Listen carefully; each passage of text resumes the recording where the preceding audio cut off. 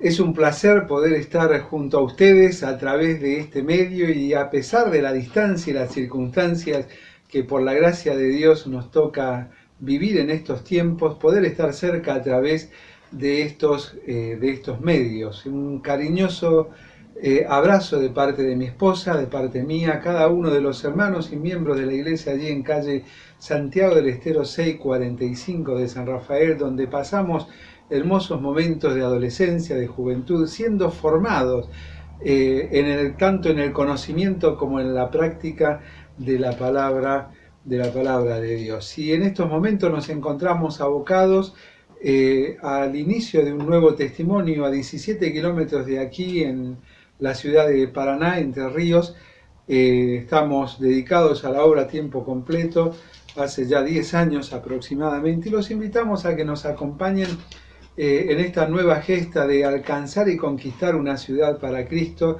Y para eso te pedimos que nos busques, que nos sigas en nuestras redes sociales, porque una de las cosas que aprendimos en los contextos de pandemia, que ser seguidor en Instagram, darle me gusta a la fanpage o suscribirte en el canal de YouTube también aporta a la extensión de la obra. ¿Por qué?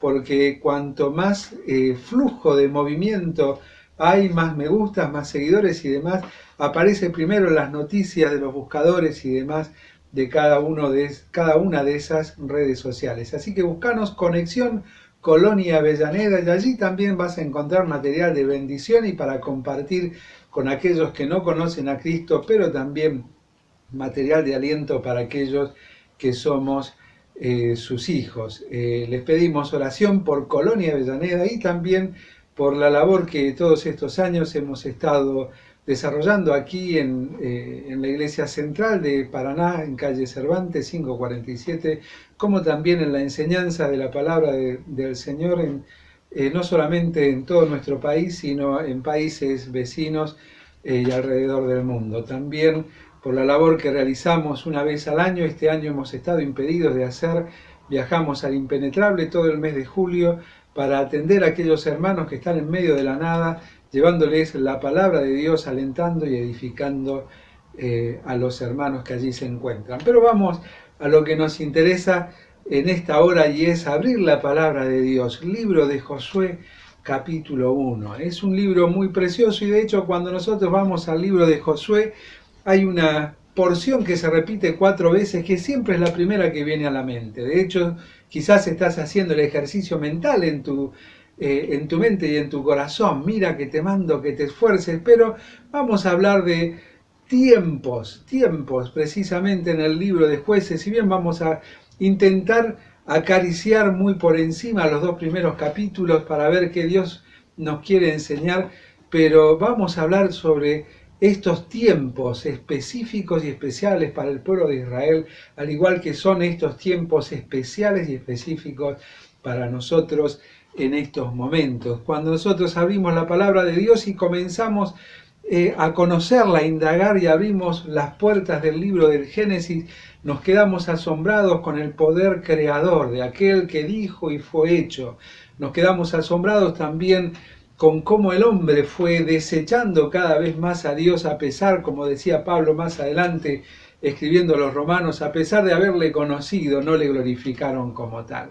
Y llegamos allí al libro de Éxodo, donde precisamente se abre una nueva puerta, y es la puerta, ¿sí?, de la esclavitud en el pasado, en el olvido, ¿sí? Ya no solo es la creación, sino encaminados el camino nuevo que Dios abrió para este pueblo que había escogido para sí. Luego tenemos el resto de los libros del Pentateuco, donde precisamente Dios presenta cómo ellos debían de caminar y de comportarse, estableciendo las leyes, la ley moral, la ley sanitaria y demás para que ellos supieran cómo debían de comportarse. ¿Sí? La ley de los sacrificios, la cual fue abolida por Cristo en la cruz del Calvario. Pero llegamos al libro de Jueces y nos encontramos con el libro de la conquista, donde allí Dios le había puesto precisamente a Josué un gran desafío para su vida. Y quiero que analicemos un poco el contexto. ¿Sí? Era un contexto muy particular. ¿Sí?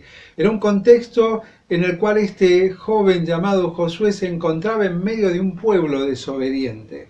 Un pueblo que por desobedecer y desconfiar de Dios se había encontrado precisamente dando vueltas por el desierto hasta que una nueva generación surgiera, saliera a la luz con nuevo vigor, nuevas fuerzas para conquistar lo que Dios tenía para ellos. Solamente dos habían quedado, Josué y Caleb, aquellos dos íntimos y tremendos amigos que fortalecieron su amistad al ver lo que Dios tenía para ellos. Cuando vamos precisamente hacia atrás y nos encontramos cuando Moisés envía a los espías a ver la tierra de Canaán, envía 12 y de los 12 todos volvieron maravillados, pero de los 12, 10 volvieron con una perspectiva donde manifestaron que la desconfianza gobernaba su corazón. Y dijeron, pero nosotros somos inferiores, pero nosotros somos pequeños, pero nosotros somos insignificantes. Pero habían dos que tenían una visión totalmente distinta. Es así que Caleb alza la voz y hace callar al pueblo, y Josué emite lo que había en su corazón. Y no era desconfianza, era descanso pleno en el poder y la autoridad del Dios de los cielos. Y emite una expresión tremenda. Él dice, si Dios se agradare de nosotros, Él nos lo va a dar. Tremendo. Si Él se agradare, si hay en nosotros un corazón dispuesto, agradecido, santificado, Dios nos va a dar esto porque Él lo prometió y mucho más. Y ahí se vino todo abajo porque quisieron matarlos a estos dos amigos que, más allá de caer en la desconfianza de la multitud, afianzaron su amistad y su descanso en el poder de Dios, y es así que solamente ellos dos quedaron. Estaban en un contexto difícil, un contexto de desobediencia, pero también estaban en un contexto de despedida. Había muerto el gran líder, había muerto Moisés. Moisés ya no estaba en medio de ellos. Y Dios, cuando le habla a Josué allí, como lo dice un par de hojas hacia atrás en Deuteronomio 31:6, Él les dice, esforzaos y cobrad ánimo, no temáis ni tengáis miedo de ellos, de aquellos que estaban del otro lado del Jordán, porque Jehová tu Dios es el que va contigo, no te dejará ni te desamparará. Tremendo, tremendo. ¿Recuerdan cuando Dios llama a Moisés? Moisés comienza a condicionar a Dios y le dice, si tu presencia no ha de ir conmigo, no nos saques de aquí. Y es así que Dios le marca el camino, Dios va adelante. Dios va adelante con una columna de fuego de noche, una nube que le resguardaba del sol abrasador del desierto de día, y donde la nube se posaba, allí hacían campamento, donde se levantaba, comenzaban a partir. Dios iba adelante. Pero la dinámica de Dios para Josué es distinta. Es una dinámica muy similar a la que Jesús dejó allí en Mateo 28 para vos y para mí. Es donde tú vayas, yo iré contigo. Porque Jehová tu Dios es el que va contigo, no te dejará ni te desamparará. Él estará contigo, no temas, dice el verso 8, ni te intimides. Tremendo, Dios está con nosotros. Allí en Mateo 28, cuando le habla de las 4 todas las cosas a los discípulos y a nosotros, hablándonos de la gran comisión, dice, la última, he aquí yo estoy con vosotros todos los días. En todo lugar, en todo momento, Él va con nosotros, pero más que con nosotros, es tremendo, porque la dinámica de Dios es lo que Pablo describía allí en Efesios capítulo 1. Dios más que con nosotros, Dios va en nosotros. Porque aquel Espíritu Santo que fue prometido, el que habita en vasos de barro, ha sido colocado dentro nuestro y nos ha sellado. Hemos sido sellados con su marca, con su impronta, como propiedad suya. Él está en nosotros. Tremendo. Y en medio del contexto de desobediencia de muchos, de despedida de grandes líderes, hay un gran desafío. Vamos, vamos. Y decía el apóstol Pedro en su primera carta, vamos muchachos, porque hemos sido llamados para heredar bendición. No hemos sido llamados para precisamente quedarnos viendo de lejos aquellas cosas que Dios tiene preparadas para nosotros. Tenemos que avanzar, hemos sido llamados para heredar bendición. Pero esa es una bendición que se alcanza por medio de lucha, de esfuerzo, de dedicación, de disfrute de aquel que va en nosotros, acompañándonos en cualquiera sea la circunstancia, en cualquiera sea el contexto. No seamos desobedientes, más allá de que quizás no estén en medio nuestros aquellos que ya han sido despedidos, aquellos grandes líderes como Moisés. No descansemos en hombre, descansemos en aquel que le daba las fuerzas a ellos. Por eso el escritor en la carta a los Hebreos nos intima diciendo que debemos mirar a nuestros pastores, a los que nos precedieron en el Señor. Debemos considerar el resultado de sus obras y más allá de criticar o analizar sus errores, nos invita, nos conmina a abrazar lo más bello y hermoso que Dios depositó y nos enseñó a través de ellos, y es imitar su fe. El desafío está delante nuestro. La tierra está del otro lado del Jordán. Venían de cruzar el mar y había simplemente un río. Había algo menor, pero Dios los invita a cruzarlo en un contexto muy particular y lo vamos a ir viendo. Lo primero que Dios le dice a Josué y nos dice a nosotros en función de este primer capítulo, que es un capítulo donde habla de la necesidad de cambios, porque Dios es un Dios de cambios. De hecho, iba a cambiarlos de ubicación geográfica de un lado al otro, los iba a cambiar de un contexto en función de aquello que ellos podían producir y cosechar y disfrutar. Pero el cambio no era el cambio geográfico que Dios los invita a tener a ellos y a ti y a mí en esta hora. Es un cambio muy particular. Josué capítulo 1, verso 2 dice, mi siervo Moisés ha muerto. El contexto de despedida es tremendo. Dios mismo te dice, no lo niego. No lo niego. Es un contexto duro. La desobediencia que venía anteriormente también habla de un pueblo duro de servir. Pero viene el desafío, dice, ahora pues, es tiempo de cambiar. ¿Un cambio de qué? De actitud. Dice, ahora pues, levántate y pasa el Jordán. Levántate, un cambio de actitud. Queridos, muchas veces estamos sentados esperando que Dios obre. Queremos ver a Dios obrar, pero ¿sabes? Dios está esperando que vos hagas tu parte para que Él haga la tuya. Él haga la suya, perdón. Porque precisamente allí es el obrar de Dios. ¿Sabes? Los judíos tienen una manera muy particular de ver su propia historia. De hecho, tienen dos libros, está la Torá y está la Tanaj, donde ellos también no solamente atesoran la ley, sino que atesoran aquello que ha sido la tradición cultural, que ha sido transmitido de boca en boca. Y es interesante cómo ellos relatan lo que sucedió cuando cruzaron el Jordán, cuando cruzaron, el Mar Rojo. Porque dice que Moisés comienza a avanzar sobre las aguas, pero las aguas no se abrían. Viste que nosotros tenemos lo de las películas y lo literal, ¿no? Golpeó, se abrió.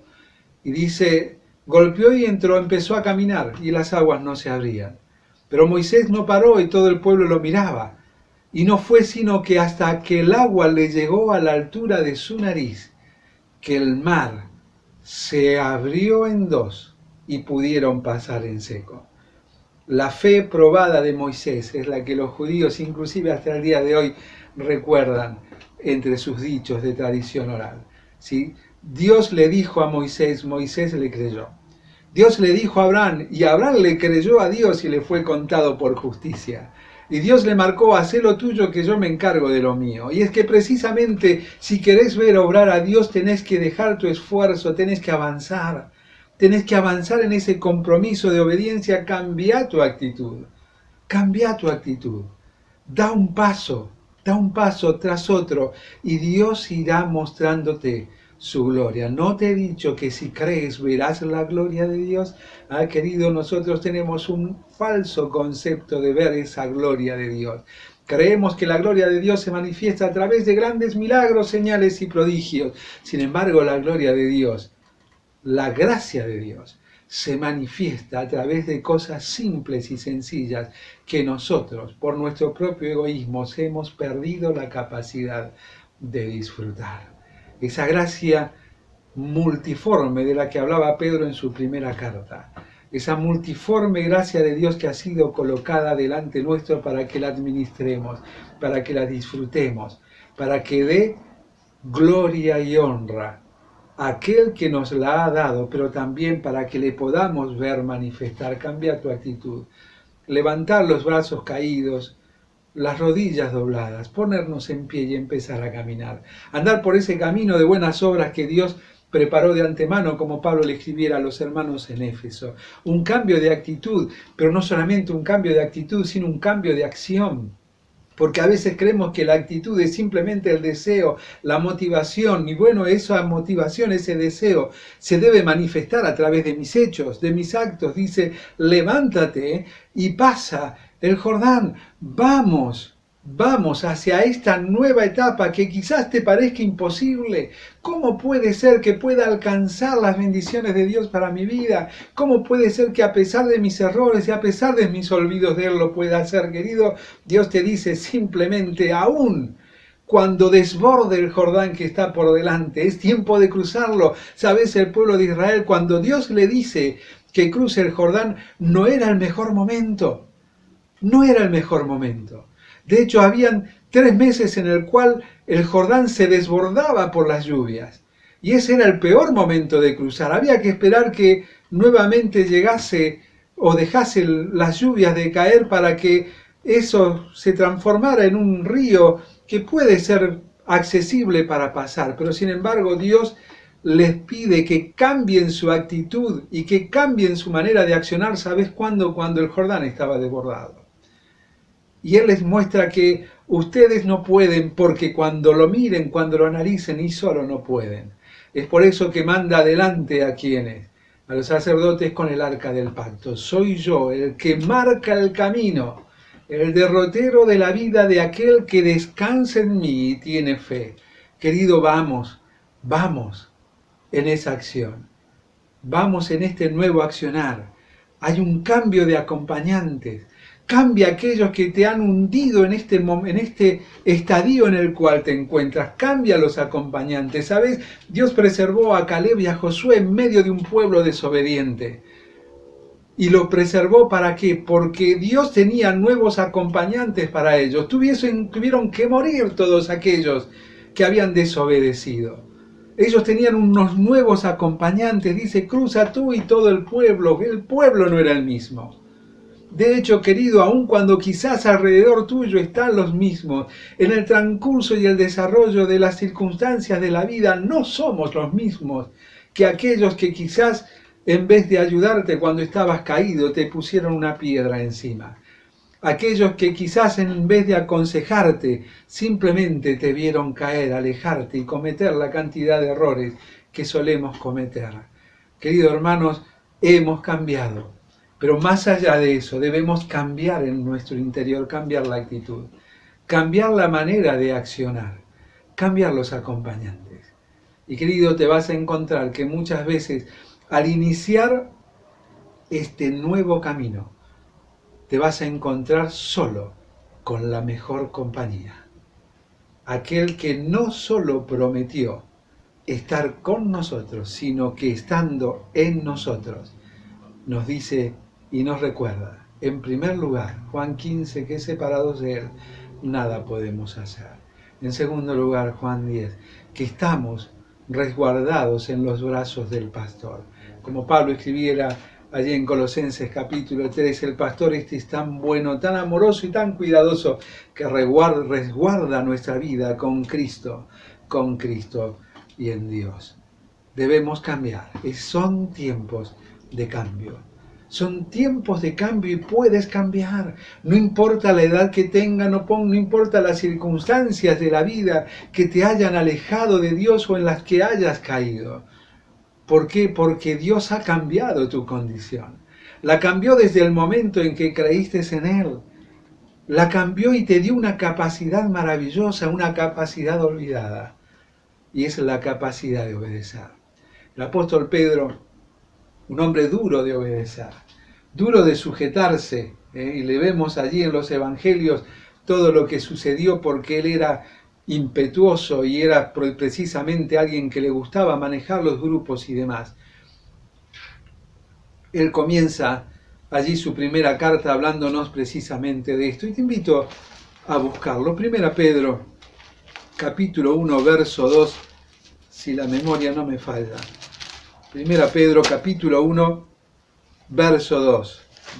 Fíjate lo que dice Pedro, dice el verso 1, apóstol de Jesucristo a los expatriados de la dispersión en el Ponto, Galacia, Capadocia, Asia y Bitinia, nos involucra a todos, dice, elegidos según la presciencia de Dios. Ahí nos habla del lugar que ocupamos en el corazón de Dios y que no podemos entender ni explicar cómo Él en su presciencia nos pudo escoger. Dice, en santificación del Espíritu, ¿para qué? Para obedecer. Dios te dio una condición única que antes no tenía, para obedecer. De hecho, la Biblia abre precisamente la pérdida del disfrute de la gracia de Dios por desobediencia. Pero Dios nos ha dado, te ha dado la capacidad de obedecer. Es por eso que cuando el apóstol predicaba el Evangelio allí en los Hechos de los Apóstoles, tenía palabras duras y claras y dice, Dios habiendo pasado por alto los tiempos de esta ignorancia, ahora manda a los hombres que se arrepientan. La salvación, el acceder, no es una decisión propia, innata nuestra, sino es un acto de obediencia al llamado de Dios, de obediencia a aquella condición que nosotros tenemos, a aquella cruz que Cristo cargó, que nos invita a arrepentirnos y clamar por perdón. Es por eso que el apóstol Pablo en 2 ocasiones, si la memoria en 2 o en 3, habla de aquella fe a la cual nosotros hemos obedecido, aquella doctrina a la cual hemos obedecido. Dios te ha dado la capacidad de obedecer.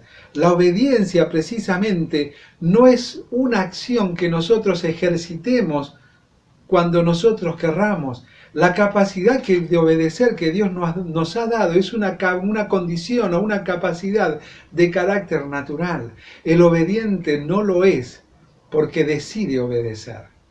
El obediente lo es porque sin pensarlo y sin necesidad de que se lo estén recordando o pidiendo, hace aquello que sabe que debe hacer. Y esta definición no es ni más ni menos que el concepto de sabiduría. Aquel que sabe hacer, que sabe lo que debe hacer y lo hace. Es el concepto no solo de sabiduría, sino de Proverbios 1.7, sino el concepto de santidad de Santiago. Porque nosotros relacionamos todo el mal, todo el pecado con lo malo, pero Dios lo relaciona con lo bueno. Y dice, pecado es saber hacer el bien y no hacerlo. Dios te dio la capacidad de obedecer como una acción de carácter natural y consecuente a la gratitud de lo que Dios ha hecho en tu vida, en tu corazón, no solo perdonándote tus pecados, sino preservando tu vida y preservándote aún en medio de tu desobediencia, aún en medio de aquellas despedidas de las cosas que amabas o de líderes que han estado cerca tuyo y siempre poniendo delante un desafío de alcanzar aquello para lo cual fuiste llamado. Bendición, bendición. Debemos obedecer y la obediencia se manifiesta en humildad. Esa humildad que alcanzamos a través de un camino que debemos transitar por medio de la humillación. Por eso el mismo Pedro decía allí en su primera carta, humillaos pues bajo la poderosa mano de Dios. Es tiempo de cambiar la actitud, decía Pedro. Es tiempo de cambiar la manera de accionar. Es tiempo de cambiar de acompañantes. Humillate bajo la poderosa mano de Dios para que Él te exalte cuando fuera el tiempo. Obedece, obedece. Sé sincero con Dios. Cuéntale tu dolor como Gedeón. ¿Te acordás allí en Jueces capítulo 6? Dios lo mira y le dice, varón esforzado y valiente, y Gedeón abre su corazón. Esforzado y valiente, a escondidas, limpiando el trigo para que no se lo robaran los moabitas, dice varón y esforzado y valiente, ¿y de qué sirve todo lo que vos ves en mí si mirá cómo está mi pueblo? Y le abre el corazón y le cuenta la carga de angustia, pero Dios lo escucha y lo sigue y lo desafía. Yo tengo algo tremendo para vos, y lo mismo te dice Dios a vos. Es tiempo de la humillación personal para que Él sea exaltado. Es tiempo de tener el sentir de Juan el Bautista, de que es necesario cambiar mi actitud, cambiar mis acciones y mis acompañantes. Es necesario que yo mengüe para que Él crezca. Al igual le pasó a Pablo, a tal punto que él toma su pluma y escribe, si alguien tiene de qué gloriarse, yo mucho más. Pero todas esas cosas que me llenaban de orgullo, y hablaba de sus estudios, su reconocimiento social, las tengo en poco y como pérdida, con tal de que Cristo sea formado en ustedes. Tremendo, tremendo. Y nos convida a nosotros a que asumamos la responsabilidad. Segunda Corintios, fíjate lo que dice allí el apóstol Pablo. Segunda Corintios, capítulo 4, verso 7. Dice, pero tenemos este tesoro, lo citábamos anteriormente, en vasos de barro, para que la excelencia del poder sea de Dios y no de nosotros, que estamos atribulados en todos, y tiempos duros y difíciles, que estamos atribulados en todos, mas no angustiados, en apuros, mas no desesperados, perseguidos, mas no desamparados, derribados, pero no destruidos, llevando en el cuerpo siempre, por todas partes, la muerte de Jesús, para que también la vida de Jesús se manifieste en nuestros cuerpos. Tremendo.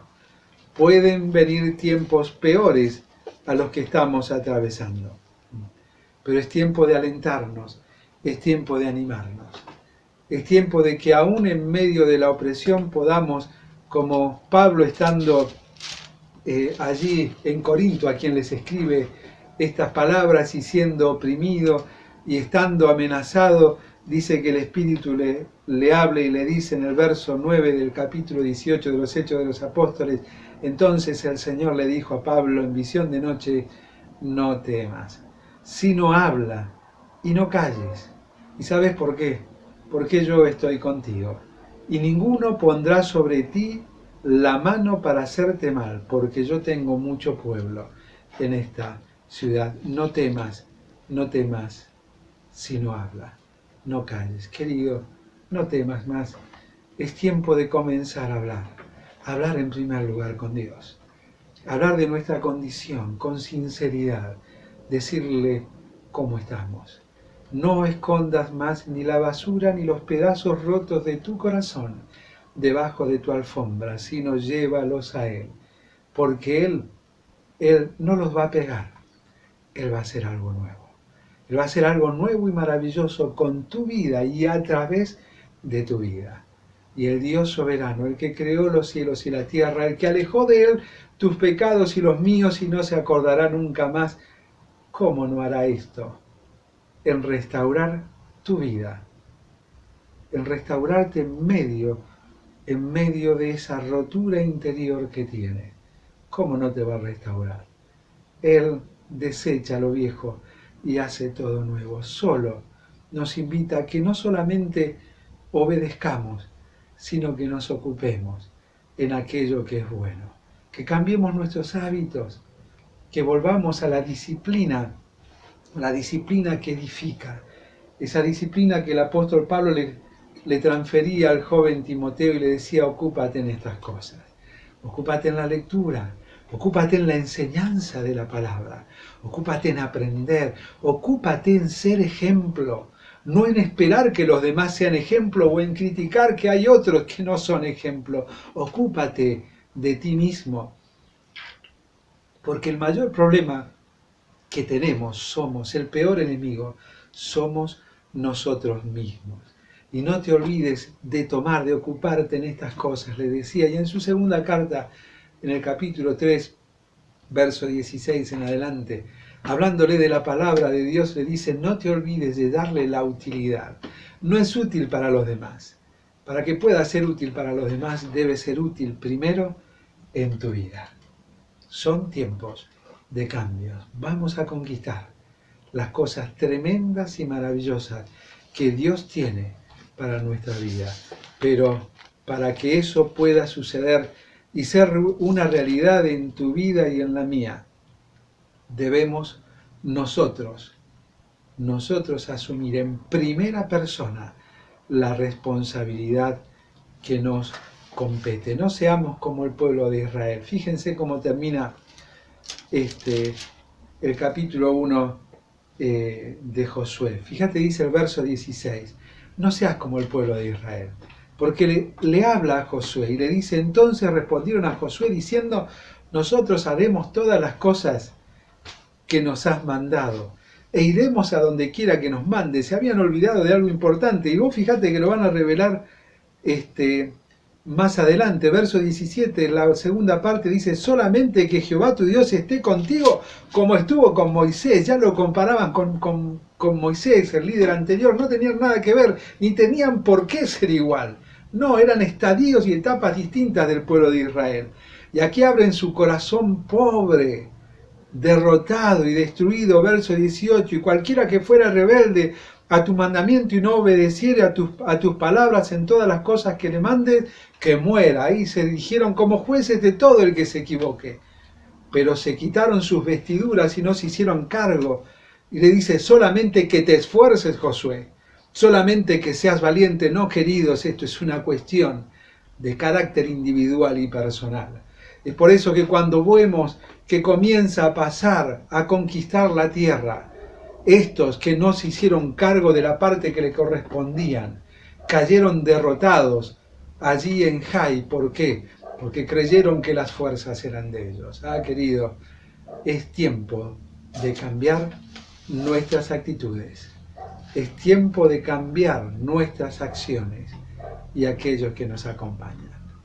No te olvides, bienaventurado el varón, Salmo 1, que no anduvo la compañía, ni en consejo de malos, ni en silla de escarnecedores se ha sentado, sino que en la ley de Dios está su delicia. Ni compañía, ni consejo de aquellos que no nos llevan por el buen camino, sino que hay deleite en oír, en obedecer y en ocuparse en Dios. Capítulo 1, no llegamos al capítulo 2, pero qué bueno es ver que Dios es un Dios de cambios. Cada día Él logra cambios maravillosos en nuestra vida, si es que nosotros estamos dispuestos a hacerlo. Y nos invita a que tengamos una visión particular, una visión de conquista. Y una visión de conquista es una visión que mira hacia adelante y que tiene presente que lo mejor está por venir. Pero una visión de derrota es una visión que mira hacia atrás y que mirando y anhelando las glorias del pasado vive una derrota profunda en el presente. Pero Dios nos vuelve a recordar, hemos sido llamados para avanzar, para heredar bendición. Somos peregrinos y extranjeros, ponete en pie, cambia tu actitud. Comenzá a caminar, cambia tu accionar. Comenzá a rodearte de aquellos como aquellos con los cuales se gozaba el rey David cuando escribía aquel precioso salmo. Yo me alegré con los que me decían, a la casa de Dios iremos. Con aquellos que en medio de pruebas y dificultades caminan, avanzan por el derrotero de la vida, sabiendo que para aquellos que hemos creído en este maravilloso Dios, hay un porvenir mejor.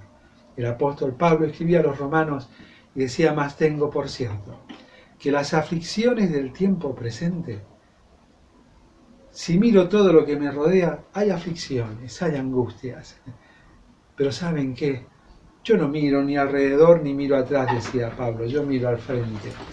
Dice, más el gozo lo que hay delante. Las aflicciones del tiempo presente no son comparadas con la gloria venidera, que en nosotros ha de manifestarse el día de Jesucristo. Hebreos 12, pon tus ojos en Jesús, el autor y consumador de la fe, el que te puede poner de pie nuevamente, el que te puede encaminar nuevamente por las veredas en las que debes de andar, en el que te cambia de acompañantes y sin proponértelo, das un paso tras otro en obediencia, ocupándote en primer lugar de vos mismo y en consecuencia en esa ocupación personal, en función de una relación con Dios, serán bendita tu matrimonio, tu familia, tu iglesia local, tu ciudad y el mundo será lleno